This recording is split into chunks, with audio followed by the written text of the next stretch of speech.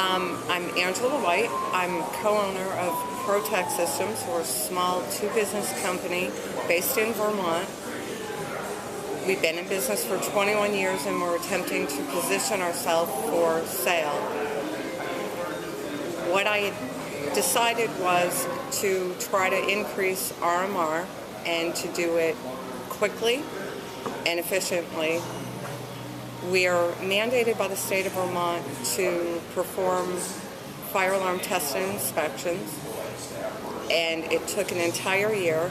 I took my fire alarm test and inspection accounts, and as I performed them, I included in the billing and the reports a contract that took what was a service venture and made it into RMR by offering the customer a 3-year lock-in rate by signing the contract. When we positioned ourselves to sell, we were paid on a multiple of the contract that I had created. I also at that time increased their cost for the service an average of 15 to 20%, finding no objections because they were locked in for 3 years. And at the same time, if they were a monitored account, included their current monitoring rate. So I refreshed my monitoring contracts and positioned myself to increase our RMR. It was an easy, simple, very low cost, very low administered transition. In the envelope went their invoice. They were expecting it. It wasn't an extra billing or an extra notice. So their invoice went in, a letter that simply stated we'd be willing to prioritize them as a customer to perform that service, and a lock-in for 3 years. Then went their inspection reports. They had to touch that envelope. It was not something new that got pushed aside. It was an additional mailing. They had to touch that envelope if they wanted their inspection report to file.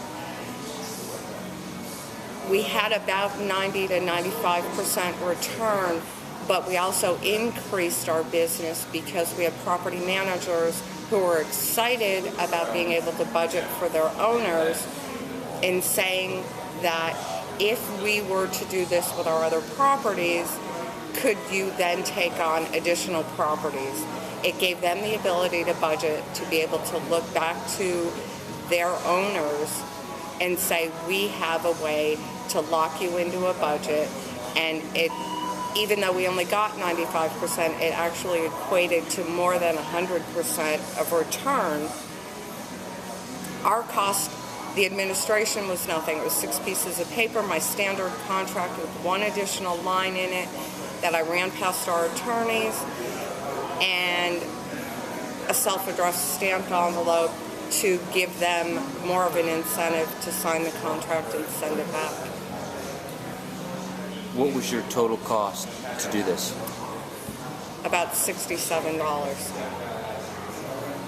It was 47 cents for the return envelope, an extra 17 cents for the postage for the additional paper, and the return was right around $60,000. The RMR was the important part, and as I said, you have to be patient. It did take an entire year to be able to do this because I did not want to create another piece of mail for somebody to have to open and set aside. It was something that they had to touch. So when I finished the inspection, it went right in with the paperwork that they had to deal with. They had to address the invoice. They had to file their inspection reports. So administratively, there was really no additional cost other than typing up the contract, printing out the 6 pages, and signing it. In terms of steps, you actually have to perform the service. In my mind, in order for it to work and work well, I don't like extra mail, so I don't try to create extra mail for my customers. To me, that's a waste of my energy, of my resources. I don't read mail that's not pertinent. So in terms of making it successful, you have to perform the service. We had to do the test and inspection. They know they have to have it done, and they're anticipating our report. They have to have that. So step one is to actually perform the service. When you're doing your reports, then you're creating the document, you're adding on to a contract that you typically already have in place with the customer for monitoring services. It's just adding that one little blip and devising a letter that's appealing to them. For us, it was twofold. I could offer you a service that you could budget. In our situation, because there's only two of us, I could then offer them the ability for us to prioritize. Now you become more important to me as a consumer, as a customer, because although I may have 20 inspections to do this month, I may not get to yours as quickly as I will now because you've committed to me. The third thing is, now that they know that they're under contract, they know I'm coming, they know the month that I'm going to be there, it's not a debate when I make the phone call to schedule. They know they've already committed, so I'm not playing the, oh, not this day, oh, not this week, oh, it's not convenient. It's an easier sell for me to go back and perform something that they've already agreed to have. I'm Angela White from ProTech Systems, and this is my industry best practice.